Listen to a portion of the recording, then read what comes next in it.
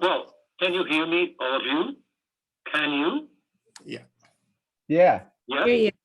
First of all, I would like to excuse me for my poor English. There's a long time I don't speak English, and maybe I will have some problems, but I want you to help me, okay? Just 1 second, Maestro. Is the quality too poor of the sound? Yeah, maybe I have to work with You might try without the speaker again. I think the speaker made it a little distorted. Okay. Maestro? Yeah. Let's see now. Yeah. Let me see, maybe I can manage it. That's good.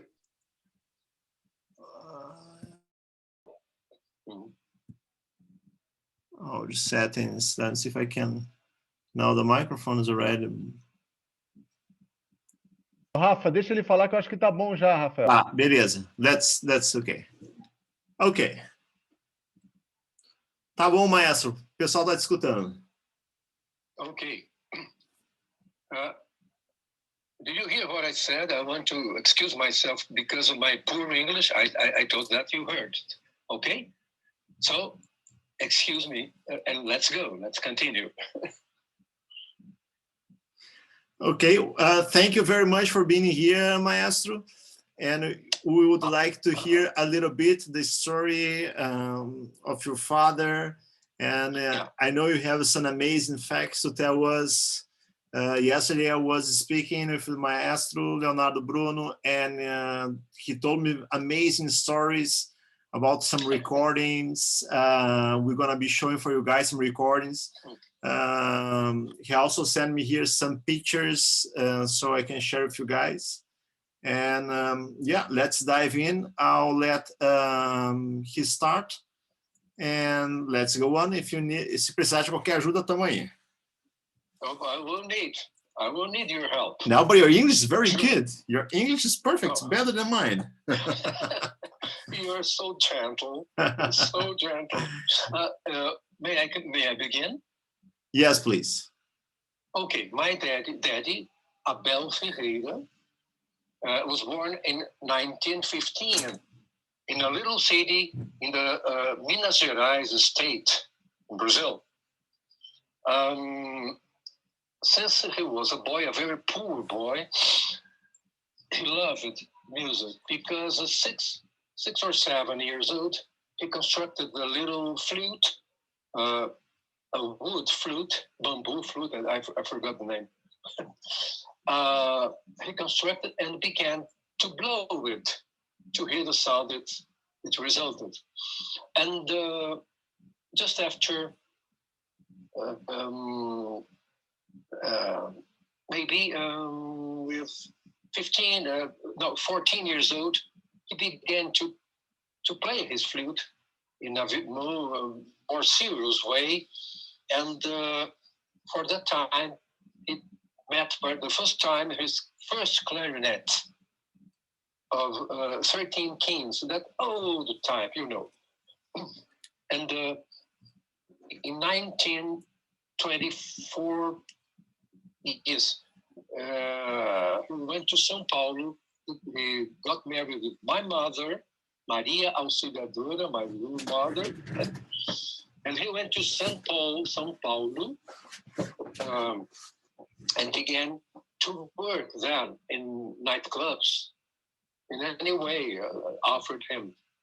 But my mother family didn't like that situation and obliged him to go back to Coromandel, our city, our little city.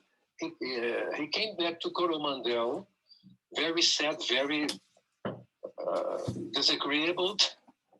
And at that time, he composed his most important choro, called Chorando Baixinho. Maybe you have heard about it. Chorando Baixinho was composed like some tears. Remember that nights he worked in his profession, playing his clarinet, playing his sax alto. But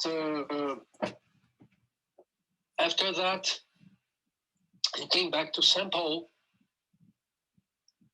And in St. Paul, he began to play at night, in nightclubs, in casinos, at that time, at old time, when he worked with Carmen Miranda. Of course, I know her. I told a very interesting story to Rafael that my father played in a nightclub, in a casino, played clarinet and sax alto.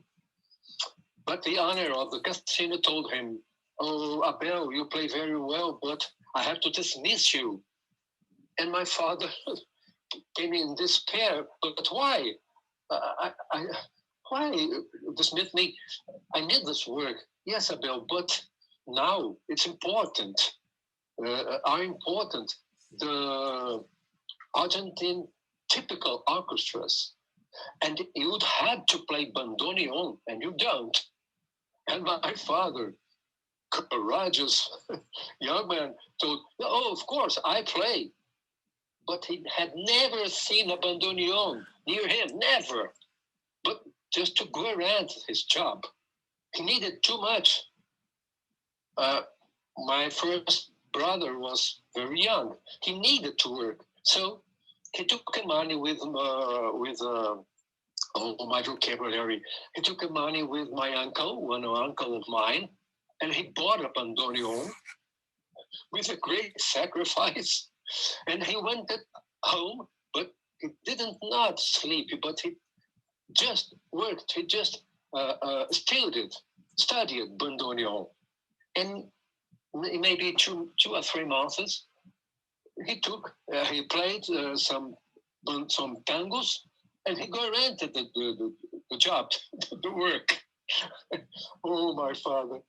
Well, and there, for instance, in Poços de Caldas Casino, he knew and worked with Carmen Miranda and her sister, Aurora Miranda.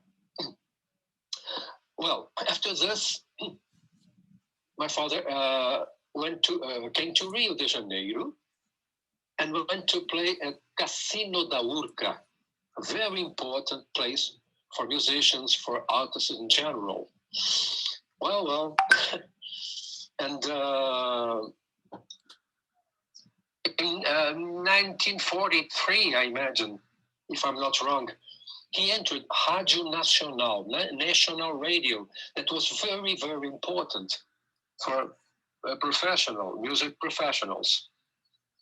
And well, I promised yesterday to send to our Rafael the recording of a very important moment of my father when he played Autumn in New York, the sax and alto sax, with Radio Nacional Radio Orchestra, with a great maestro called Radamés Iñátali.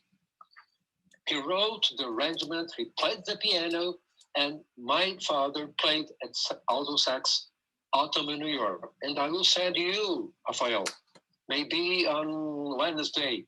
Perfect. When I go to a house that makes this works. Okay. This was in 1956, Radio Nacional. And at this time, he worked at Radio Globo, a very important place too. But Radio Nacional was the most important. And 1956, 1958, there was a law in Brazil.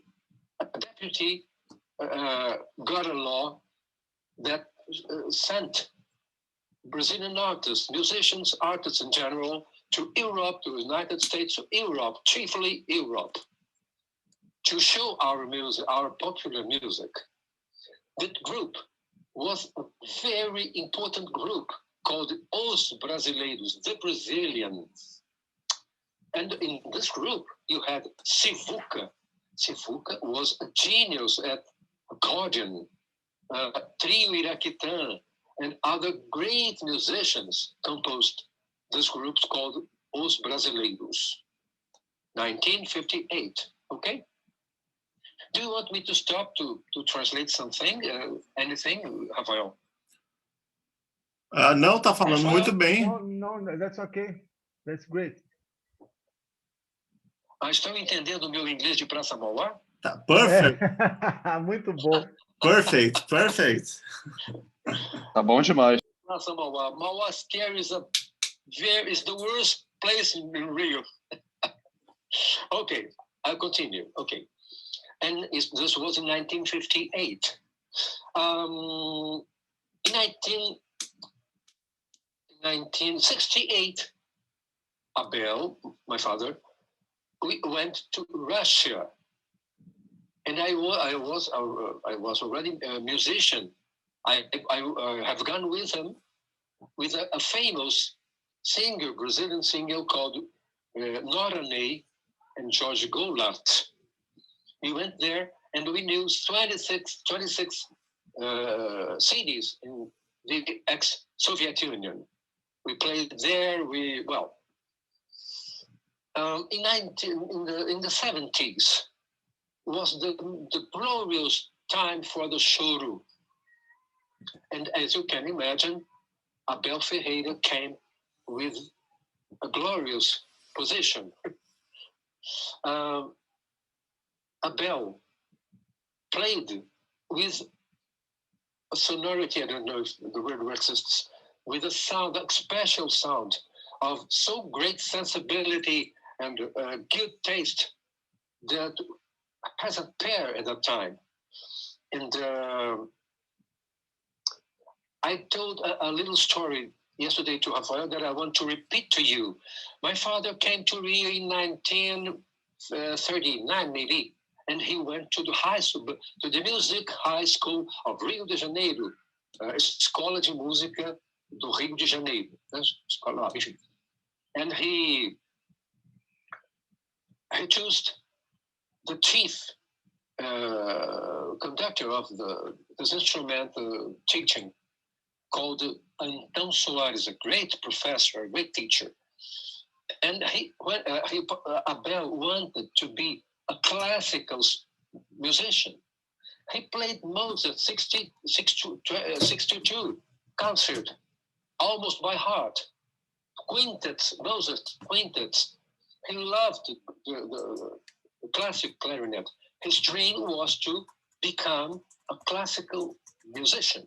So when the teacher heard Daddy, he said, Abel, get away from here now, because if you will study with me, I'm going to change it. How do you say in Boca Dura?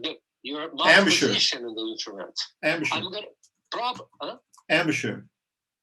Amateur. Excuse me for this very good. Eu vou escrevendo aqui quando tiver uma palavra que ficar, eu escrevo no chat e o pessoal vai pegando aqui. Tá bom. Tá? Posso seguir? Pode seguir, tá lindo. Posso seguir? Pode seguir. Tá. And then this professor said, Abel, run away, get out from here. I don't want to change your embouchure. I forgot what you said. Position of your mouth in the clarinet. Okay? I don't want to change this because maybe I distract this divine sonority God gave you. And I don't want to do that. Get out from him. Daddy became angry with him. Angry. My daddy didn't pardon him all the time. He hated this professor all the time for his life. But we thank this professor, Antão Soares, because of him, because of his attitude. We won this genius of the choro, of the Brazilian music, Abel Ferreira, a great choro player. And we thank him very much. Well, when I entered Brazilian Musician Academy, I'm academic, I don't know if the word exists. The chair I received was the 15, the chair 15. That belonged to that professor that made my father run away. This chair belonged to Professor Antão Soares, the clarinet professor that threw away my father. What a coincidence. Well, anyway, as I said, in the 70s was the most important time for the choro in Rio, especially in Rio, São Paulo. And my daddy received a honorific title called, how do I say? I'm going to remember, just a minute. The most important title, honor, conceded to a musician. All the time, never, it's the first time a musician received that important title. Golfinho de Ouro was called the title. And at that time, Daddy recorded with Bete Carvalho. Bete Carvalho was an important, popular Brazilian singer. Maybe you have heard about her, something about her. And Daddy made a solo in the middle of the song, Cartola's song. Cartola was a very simple, primitive man, but very poor and simple, but a genius, a divine poet. And As Rosas Não Falam, Roses Don't Speak, has been a great success with Bete Carvalho, and of course, Daddy solo has been too, of course. Well, maybe I remember in 1978, it's a very important moment of Daddy, 2 years before he died.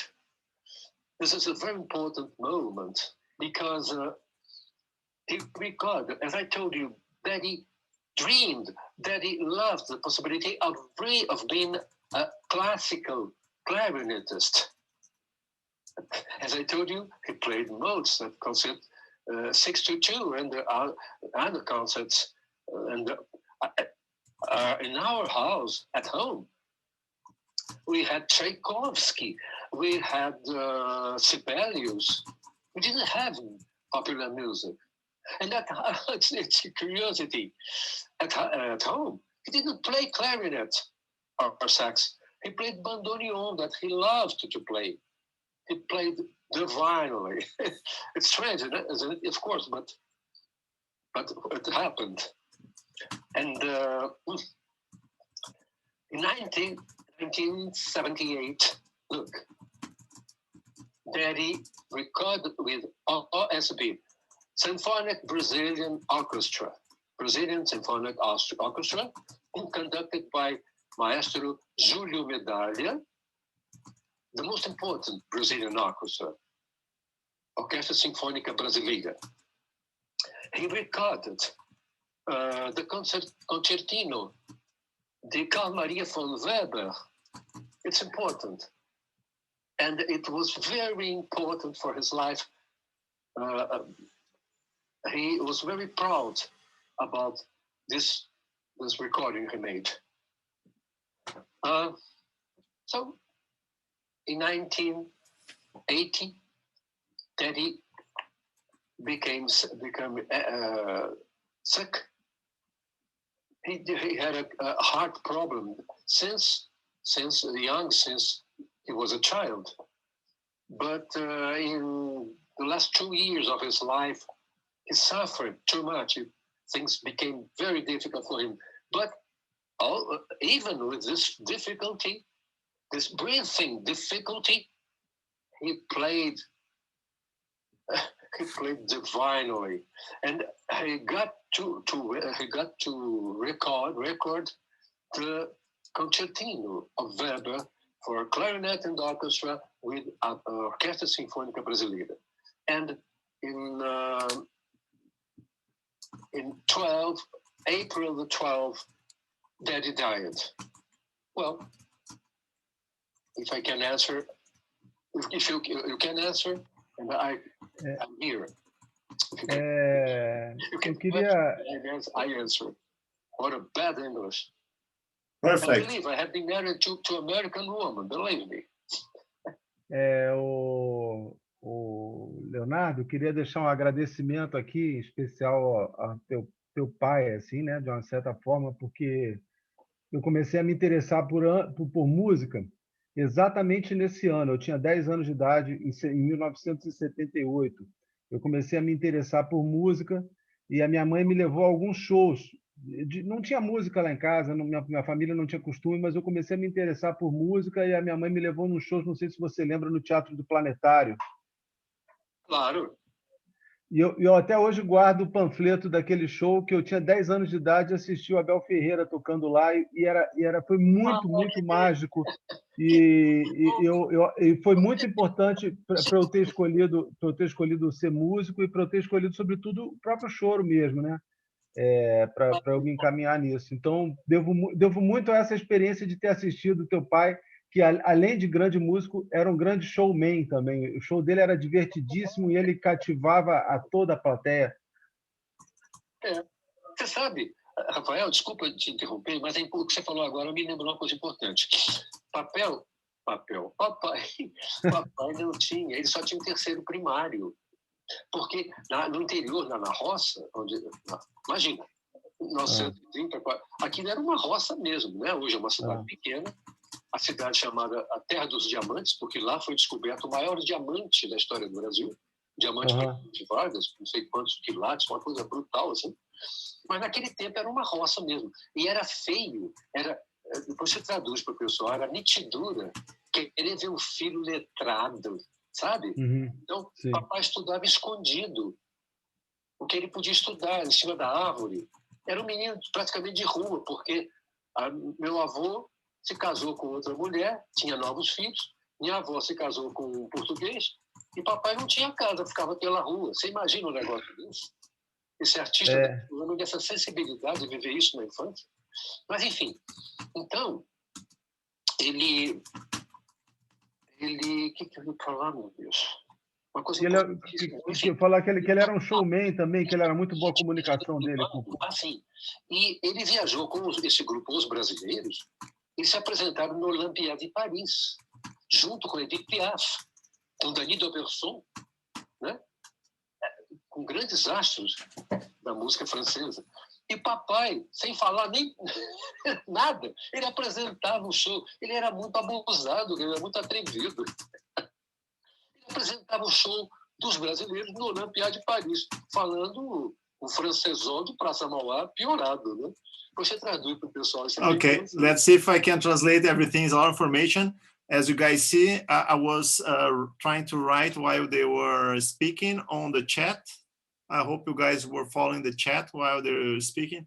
But it's very interesting stories that Maestro is bringing to us. And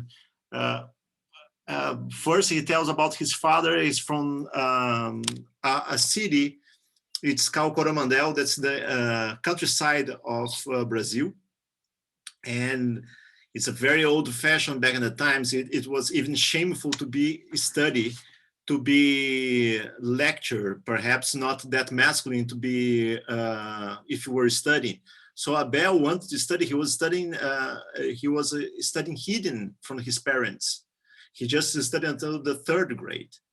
And then also Neves spoke about the experience of Abel Ferreira in 1978, is that when Neves, he started to get interested about music, and then that's when his mother brings him to a concert, a very important concert of Abel Ferreira, 1978. And that's something that changed the way Neves hear and see music, because Abel Ferreira was just not just the great musician, but he was also a great showman, which brings the Maestro says that Abel was responsible for concerts playing with Edith Piaf on Olympia in Paris, which is you guys probably know, it's a very important theater and concerts there. He went there, and then he was presented. He didn't even know how to speak probably he learned a little bit of the language and was presenting the concert.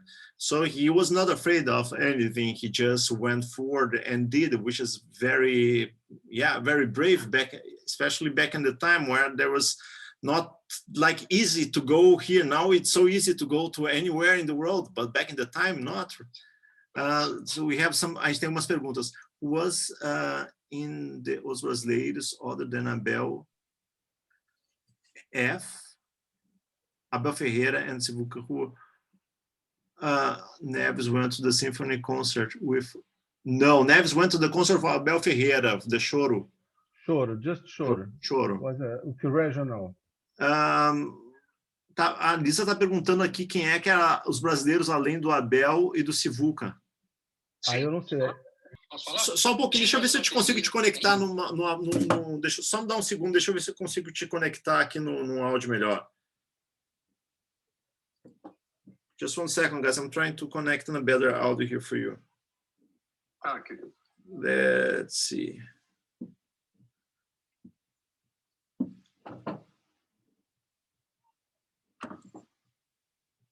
Can you speak?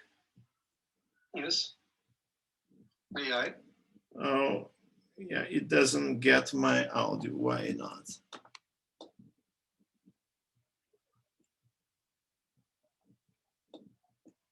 I was hearing him fine, Rafael. You can hear good? For me, it was okay. I can. Okay, then I don't worry about I was trying to get, I have a big box here, I was trying to connect, but yeah, I don't know. Okay, so let's keep on with Maestro. Ela perguntou quem mais tocava na banda dos brasileiros. May I say? May I continue? Yeah. Yes. First of all, dos brasileiros, Maestro Guio de Moraes, Pernambuco do Pandeiro, Sivuca, Trio Iraquitã. It was very important group in Brazil. Trio Iraquitã. Okay, can you repeat slowly so I can write here? Of course. Okay. Did you like my accent? Perfect. Wow. Your accent is from London. It's not from United States. Not the United States, yeah. Sivuca. Okay. Trio Iraquitã. Okay. Dimas Sedícias. Sedícias, conhece Sedícias? Sedícias no início, né? Conhece? Não, Sedícias é o sobrenome. Dimas Sedícias. Dimas Isso, ou certo. Dilmas? Dimas, tá certo. Dimas, tá aqui, ok. Pernambuco do Pandeiro, a great friend of Daddy's friend, great friend. Pernambuco do Pandeiro. Okay. And Trio Iraquitã. Okay. Okay. Always good. Yeah. So, I would please excuse me. I would like to complete something. Daddy dedicated to me one choro called Chorinho do Bruno. Okay. Dedicate to my sister, a great singer, a marvelous singer, a waltz, a divine waltz called Vânia. Maestro, pode ir um pouquinho para trás que a gente não está conseguindo te ver. Eu estou enfiando a cara aqui para ser ouvido, aqui burrice. Essa foi boa. Vânia, a tua irmã? Agora, desculpa a burrice. Não, que isso. E para o meu irmão Haroldo, que faleceu pequenininho, ainda com... Só um pouquinho, voltando que eu estou escrevendo aqui. Para a Vânia, qual foi a valsa? A valsa Vânia. A valsa o nome da valsa é Vânia. É Vânia. Ok. E Vânia, a minha irmã, é uma cantora de uma voz única, de beleza e delicadeza e bom gosto impressionantes. Né? Vânia. E o choro que ele fez para o meu irmãozinho que faleceu, agora você vê que gigante esse tal do seu Abel. Esse irmão morreu nos braços dele, doentinho. E ele sobreviveu a isso. Você imagina sobreviver a um momento desses, né? Yeah. Ele trabalhava em São Paulo. Havia, interessante talvez para você brasileiro, para as outras pessoas não tanto, um sambista da década de 40 chamado Caco Velho. Talvez o nosso Eduardo tenha ouvido falar, Caco Velho. era um sambista importantíssimo lá em São Paulo e um grande amigo de papai. Eles andavam, quando acabava o trabalho no cassino, eles andavam até o dia clarear, o sol quente, que é para o papai ficar cansado e conseguir dormir após a morte do Haroldo. Então, Haroldo no Choro é a terceira composição. Deixa eu traduzir isso aí. Haroldo no Choro. So that's a very strong story that he brings to us. Is Abel Ferreira had his son died on his arms, which the name That's was true. Yes. Haroldo. He died on his arms. That's so sad. Wow. And then he wrote Haroldo no Choro.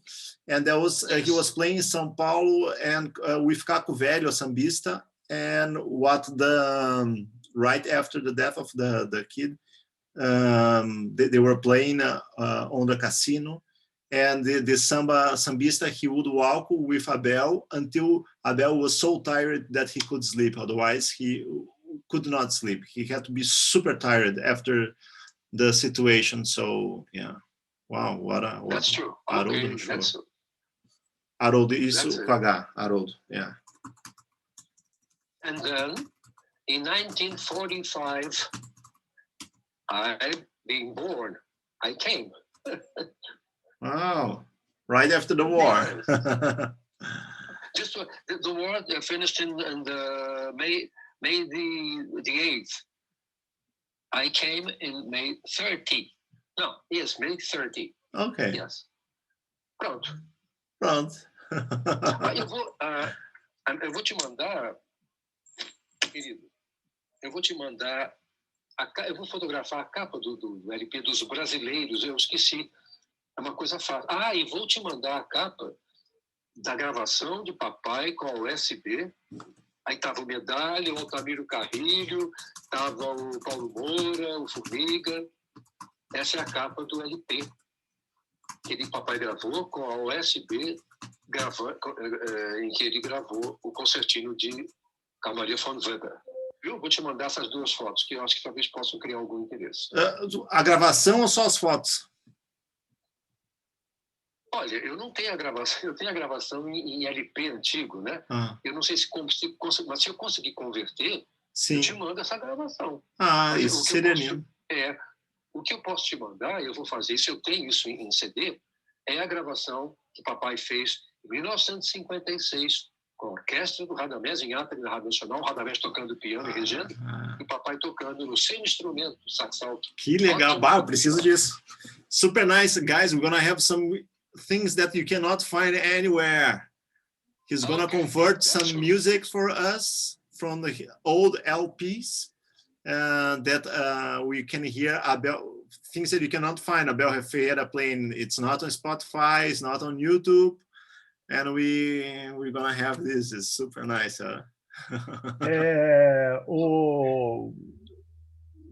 Leonardo, eu li uma vez, há muito tempo atrás, uma matéria em que o Abel falava que um orgulho que ele tinha na vida é que o Pixinguinha achava a gravação do Ingênuo dele a mais bonita.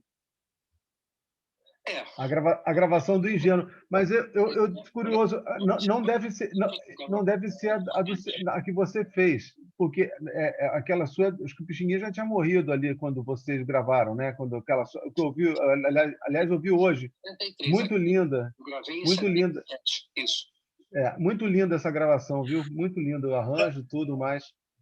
Mas essa história dele ter esse orgulho com o Pixinguinha, você sabia disso? Você conhecia essa história dele ter orgulho do Pixinguinha?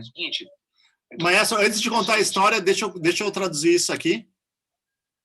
Okay. So Neves just told that a very interesting story that Abel, one of the prouds of Abel was that his recording, one of maybe the first recording of Ingênuo that Abel has done. Pixinguinha said that's the best recording, and Abel was so proud of that. And now Maestro is going to tell us a very interesting story he told me yesterday about the recording of Ingênuo. Now with the recording that is, let me show the album here for you guys. I'm going to send the picture. 1 second, I have the picture here. Abel Ferreira e Filhos. Yeah, Abel Ferreira e Filhos. Ah, essa. Eu tenho só, eu vou mandar para eles aqui. Oh, Okay. That's a beautiful, beautiful CD that these are there on YouTube. Edu? Oi. Eduzão, tá me ouvindo? Pode falar. Eu vou contar a história. I'm going to tell the story, and I want you to forgive me if I get emotioned, because it's very, very beautiful story.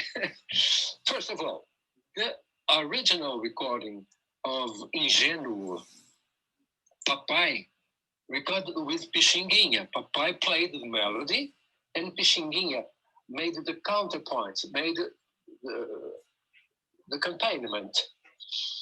And I have another story, very interesting. When I was 8 years old, Papai combined it with Pixinguinha to meet in a boutiquinha, in a poor bar, in a real suburb, very poor bar. Pixinguinha was a very simple man, as you can imagine. Essa é muito boa, Eduzão. And I and Daddy, we went to Ramos, Rua João Silva at Ramos, bar de esquina. In the corner of this bar, this poor bar, that Papai combined with Pixinguinha, and we were waiting for him. Suddenly, Pixinguinha appeared with a pajama, with a pajama, typical pajama for sleeping, chinelos. I forgot how to say flip-flops. What a shame. And a hat. An interesting figure, very interesting figure. I will never forget that moment, because I found it strange. I was a boy, but I found it very strange. Anyway, now our recording, Daddy and me. Well, we are recording this record you have here, Abel Ferreira e Filhos. And all the chorões, the players of choro, they are like children. For instance, Daddy, he was playing "Ai no chorinho do sovaco de cobra, não tem dia nem hora, de tem, very happy, very, excuse me, like a little child. Anyway, well, and when I noticed, we were in the studio, and I noticed out the studio, from the door, from the glass of the door, I said, Daddy, look, all the musicians, all string musicians, many musicians. At that time, they were paid by periods. The things became very, very expensive at that time, okay? I said, Daddy, let us make the basses, let us make piano, let us make guitar and clarinet, and after we put the strings on, okay? And I said to the technician, oh, let's record. Okay, 1, 2, and Daddy, and played divinely, as he had never played in all his life, never. It was a divine moment. He playing Ingênuo, and oh my God, excuse me because of the emotion. It was the first time in 34 years that Daddy looked into my eyes. He had never looked into my eyes, never. He was a very old father with that old principle educations, hard educations, you know. And this was the first time that he exposed his emotion looking at my eyes. It was a moment, unforgettable moment, unforgettable. And when we finished, the technician said, he said, well, okay, let us call the string and we do it one more time. And I said, no, this will stay for the eternity, forever. We are not going to repeat this moment. This moment was like a miracle. No, it will stay forever. And so was done. After, I put the strings, and that's what you have heard, I imagine, isn't it? Okay. Good. That's it. It's a wonderful arrangement. I heard today at morning when I was driving with my son to the college. It was, yes, very beautiful. Really, congratulations. I think that's records, that session's better than the first one, the original. But you have to hear the original. It was paid by Sul America Seguros. It was a promotion, a project of Sul America. And Papai played, and Pixinguinha made the counterparts. Yes, great. And I know this record. For Zé Bodega. Eduardo, you knew Zé Bodega, didn't you? Of course. Yes. Of course. Zé Bodega repeated the counterpoints of Pixinguinha. Yes. Should we listen to the song? I have the song here. Let's listen. Vamos escutar essa música? Vamos. Yes. Of course. Okay.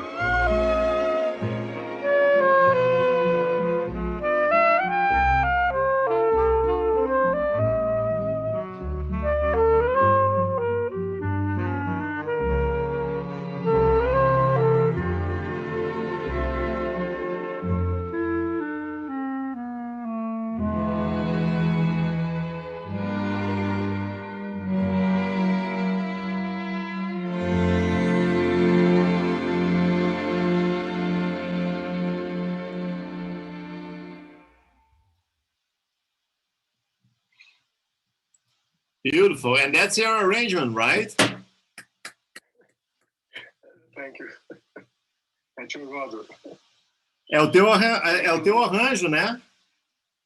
Sim, todo disco é meu, eu fiz tudo. And the whole this album super nice, guys. I'm gonna send the link for you. It's our arrangements of Leonardo Bruno. Super nice, beautiful. Tá divino, parabéns. So I hope you guys understood the whole story. They were recording the album with his father, and the father was very happy, like a child, playing Sovaco de Cobra. And then there was the musicians there, and he said, "Yeah, let's do this now because otherwise we don't have those strings on this recording." So they did, and then I think you got the rest of the story very clear, right? Super. Wow, I feel that we have to do a documentary, Maestro. Let's do a documentary. Of course. Vamos fazer um documentário do teu pai aí. Isso ia ser bacana, hein? Eu tô nessa aí. Oh, querido, eu te agradeço muito. Eu fico muito feliz em nome da minha irmã e do Abel também, que está muito feliz vendo a gente aí. Não tem documentário do teu pai, né? Ninguém fez, né? Já se planeja. Uma coisa importante você tocou. Eu estou entrando agora. Existe uma lei aqui no Rio, o Eduardo não sabe. A lei, uma nova lei, né, de incentivo à cultura, Aldir Blanc. E eu vou entrando nessa lei para finalmente, após muitos anos, elaborar o Songbook Abel Ferreira. Eu gostaria muito de dividir essa alegria com todos vocês, com você, o Edu, lógico, e essas pessoas que eu não cheguei a conhecer pela distância, mas que já fazem parte do meu acervo afetivo, porque estavam juntos com a gente hoje. So he's sharing with us that he is with a project, beautiful project, making a songbook of Abel Ferreira, something that he wants to do for a long time. And there's the project of, I'm gonna put a little farther so he can see you guys. Vou chegar mais perto. The Maestro wants to see you guys. So let's.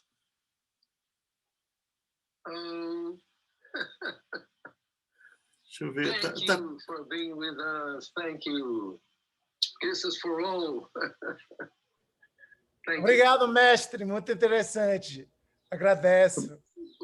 Muito obrigado. No fundo do coração, muito, muito feliz, muito com vocês estando junto com a gente aqui. Tá bom, super. Que a gente se reveja sempre nessa vida aí afora. Que emoção, que bom ter aqui com a gente. And I hope this is the first of many other ones. I'm gonna find a better way that we can do this with a better quality audio. I think I figure out if I bring a better next time, because on his device we were not able to do Zoom. That's why we're doing through WhatsApp call. But I think I figure out a way that we can manage for next time. And we have many pictures also we want to show you guys. We have some footage that you cannot find on YouTube anywhere. So be tuned. And please subscribe to our lesson that starts next Monday. And if more people that wants to join, it will be very nice, because we are about to have a break. If there's not enough people on the lessons, then we might have a little break to see, because people are now experiencing summer traveling and open gigs, and let's see how it goes. But I hope we can keep on with this lesson. I love to be translating the lessons from Neves here for you guys, and it's love to see you guys every Monday here. Okay, we had a couple of questions in the chat.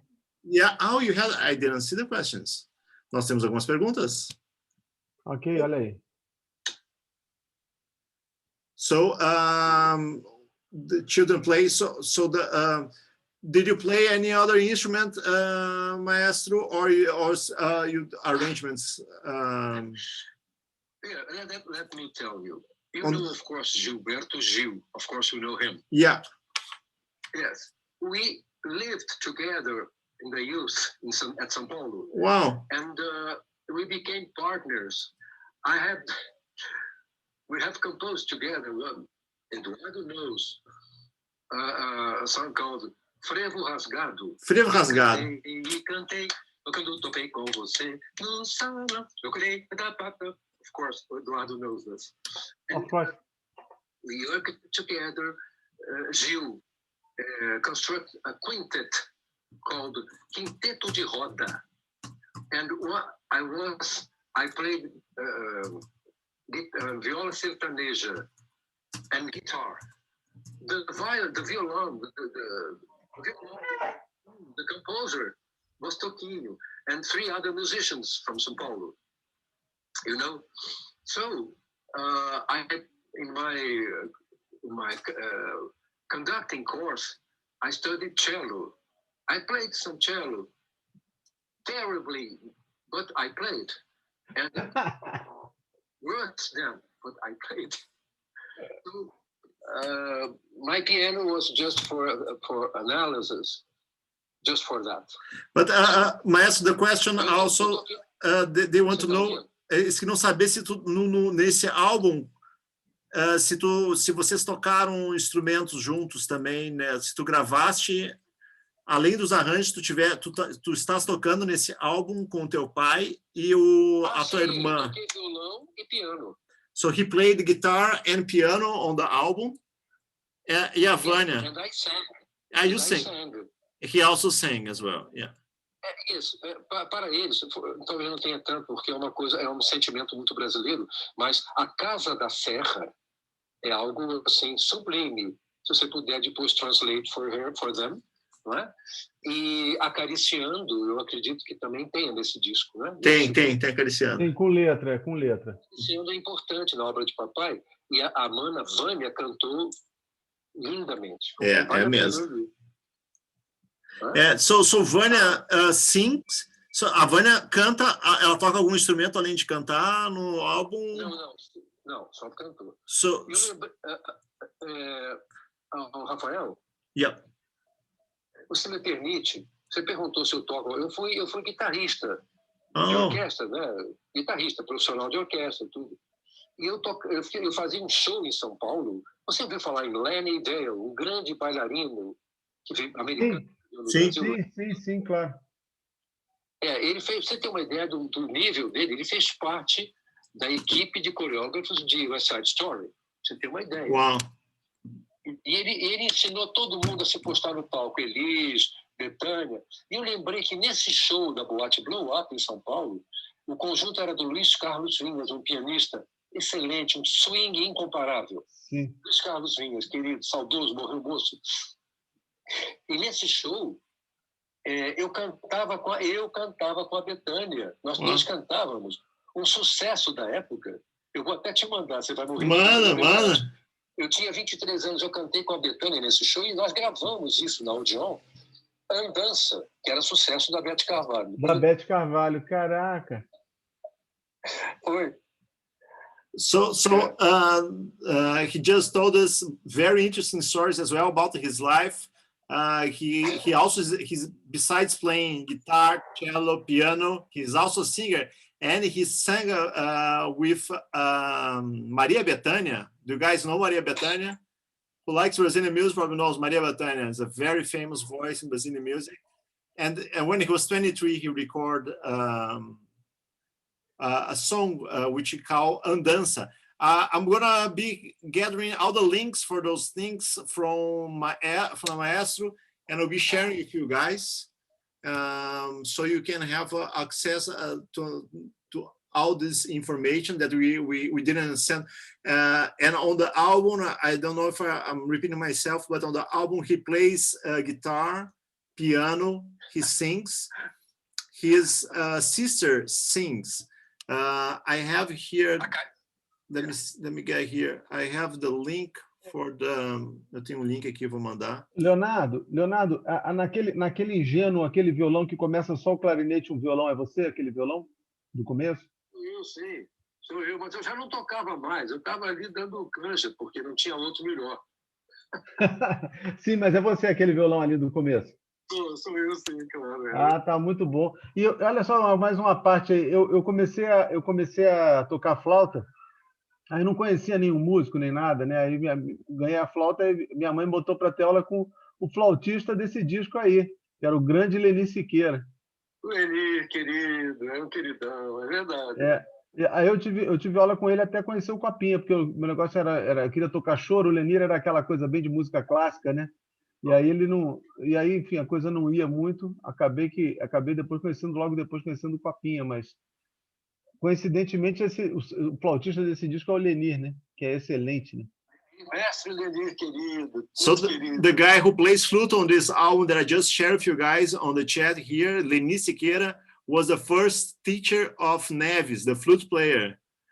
Later, Neves goes for Copinha, but it's very interesting to see how everything is connected. Yeah, super nice. Wow, super nice. Bom, muito obrigado, Leonardo. Obrigado por ter aceito o convite.